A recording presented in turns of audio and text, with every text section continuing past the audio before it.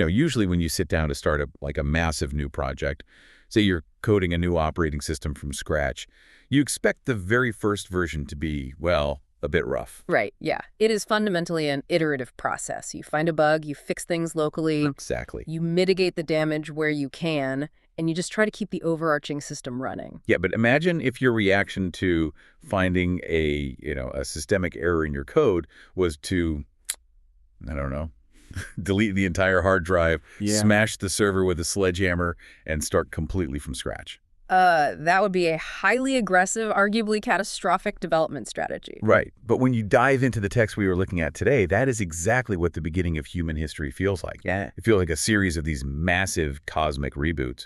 So welcome to today's deep dive. Glad to be here. Our mission today is to synthesize all 50 chapters of a truly monumental text, which is the Catholic public domain version of the Book of Genesis.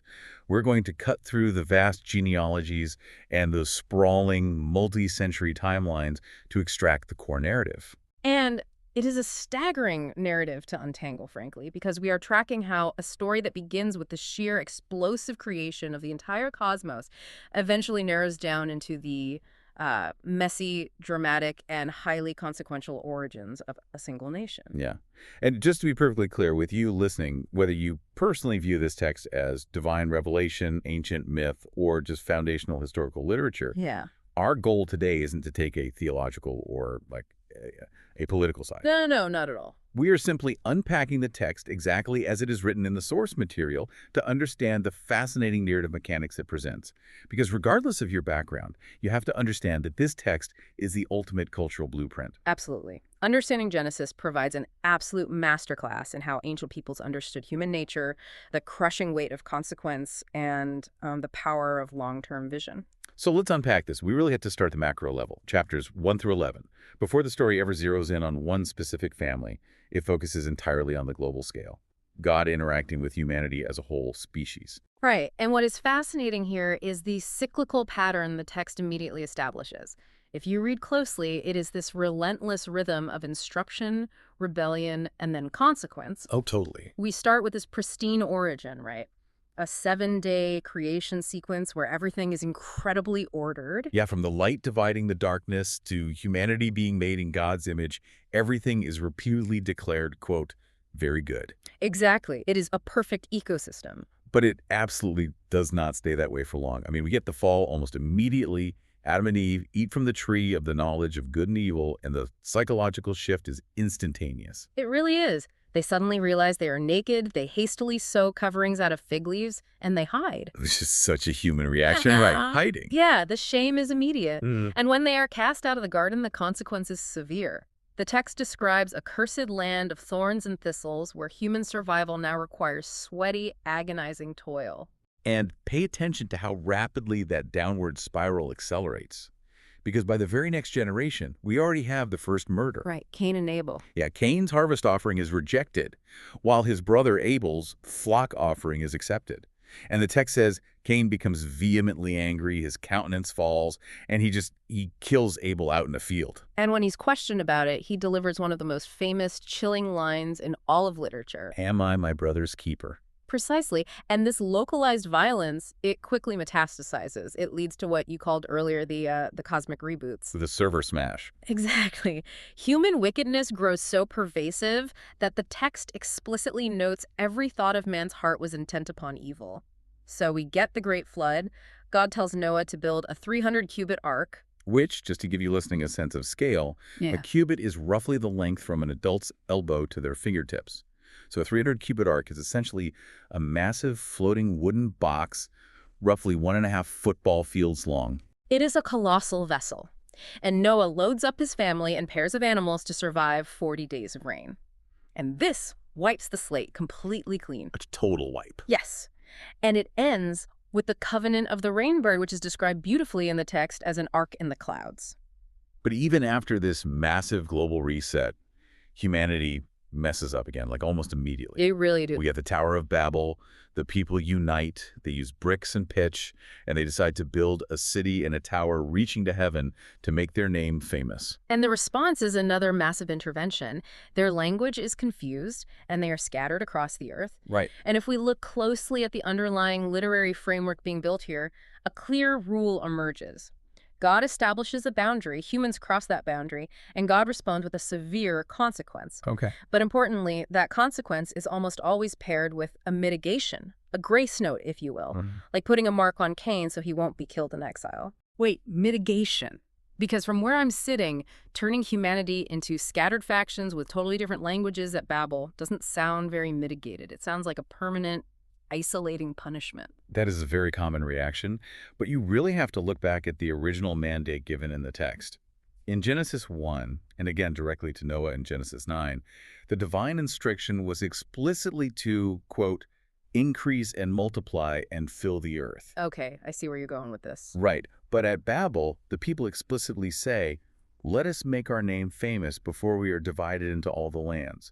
They are actively resisting the command to spread out. Oh, wow. So the tower is actually a monument to unchecked human pride and a stubborn refusal to fulfill their purpose. The scattering wasn't just a punishment, it was a preemptive strike to force them to do what they were supposed to do in the first place. Okay, that makes a lot of sense.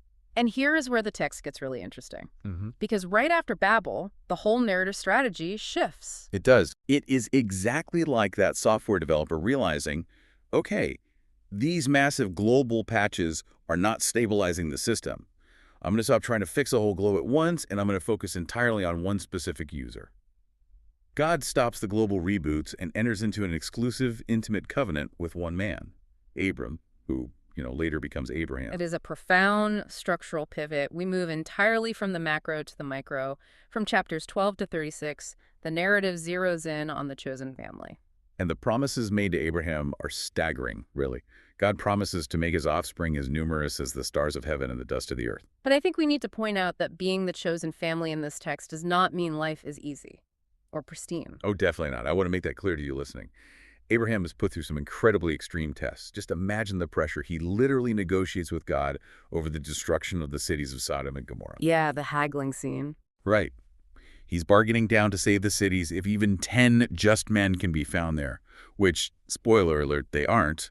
And Lot's wife famously turns into a statue of salt when she ignores the warning and looks back while fleeing the destruction.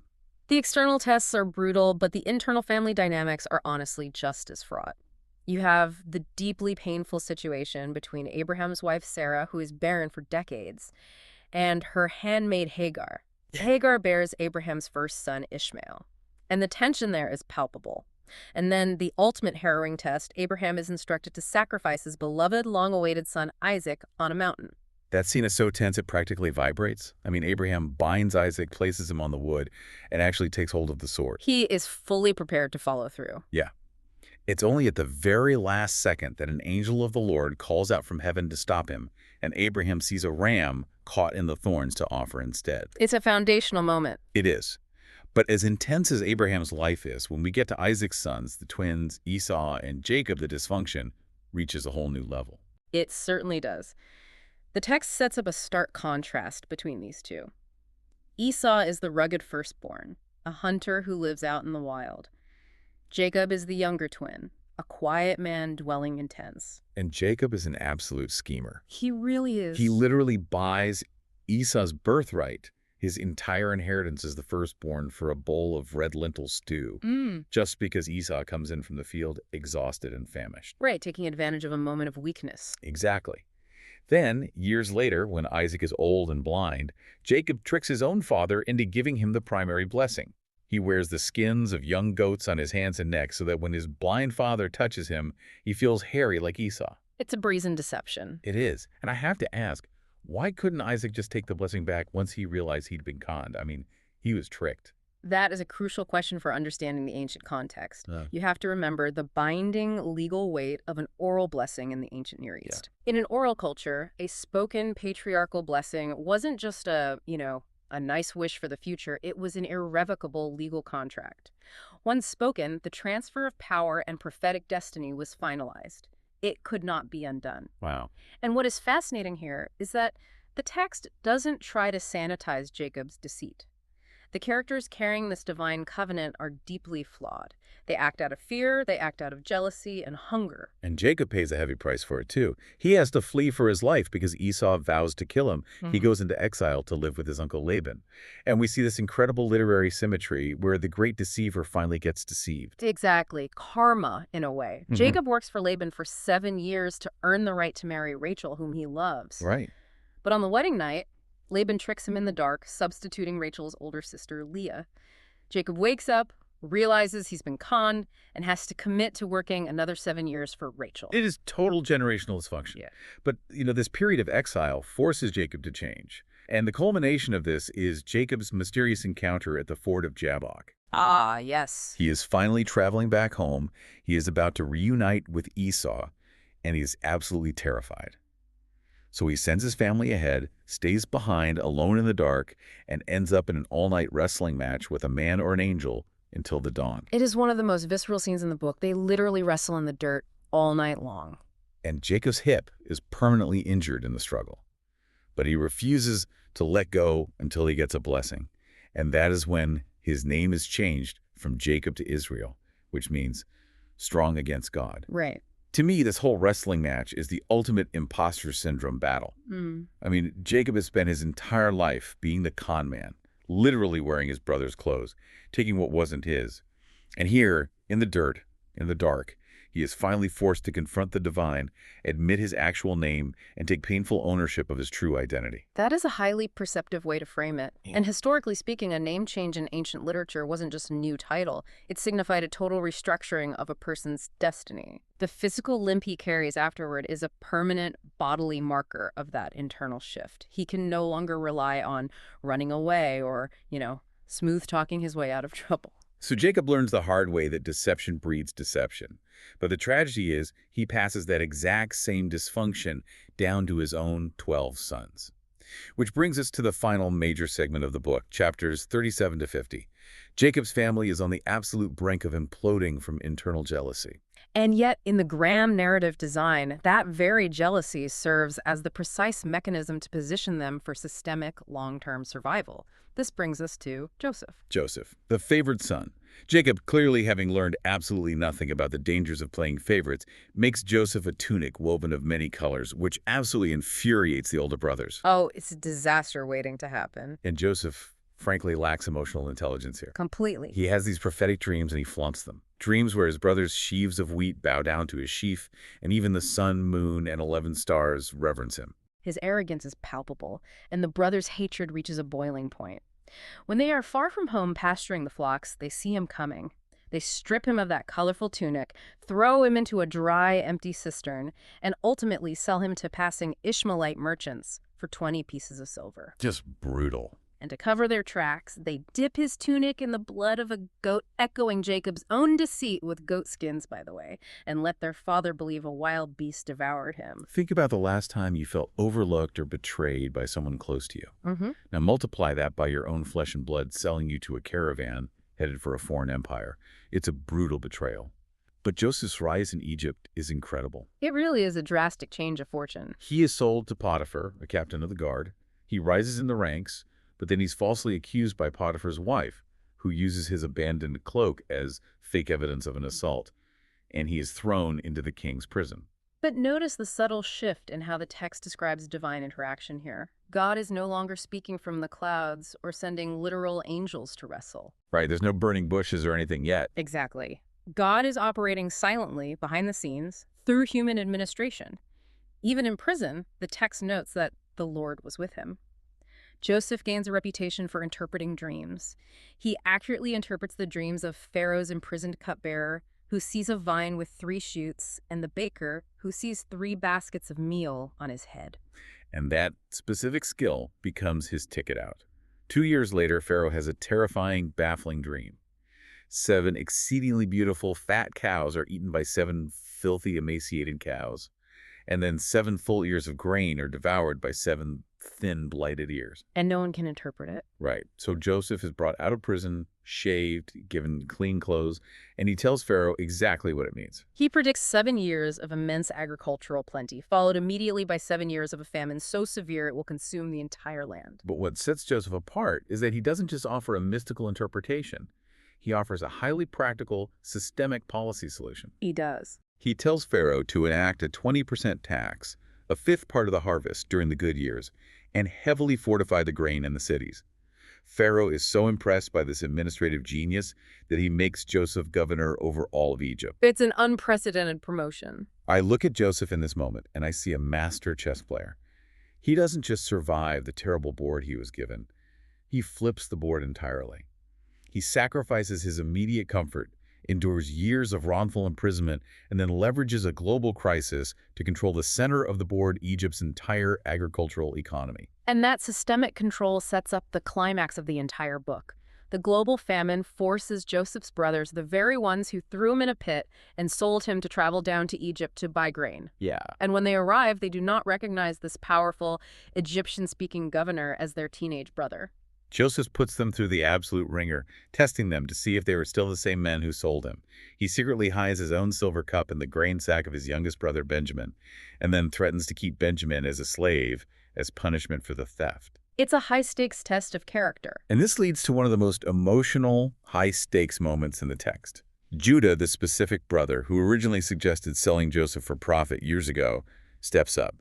He offers himself to be a slave in Benjamin's place, saying it would literally kill their elderly father with grief if the boy didn't return. That speech is the turning point of the entire Genesis narrative. It really is. Joseph sees undeniable proof of their repentance. The generational curse of brother turning against brother is finally broken. Joseph can no longer restrain himself. He orders all the Egyptians out of the room and weeps so loudly that the sound carries all the way through Pharaoh's court. And he reveals himself with the words, "I am Joseph. Is my father still alive?" I mean, I can't even imagine the absolute terror the brothers must have felt in that exact second. The brother they essentially murdered now possesses absolute life-or-death power over them. But this is where the thematic core of the text truly crystallizes.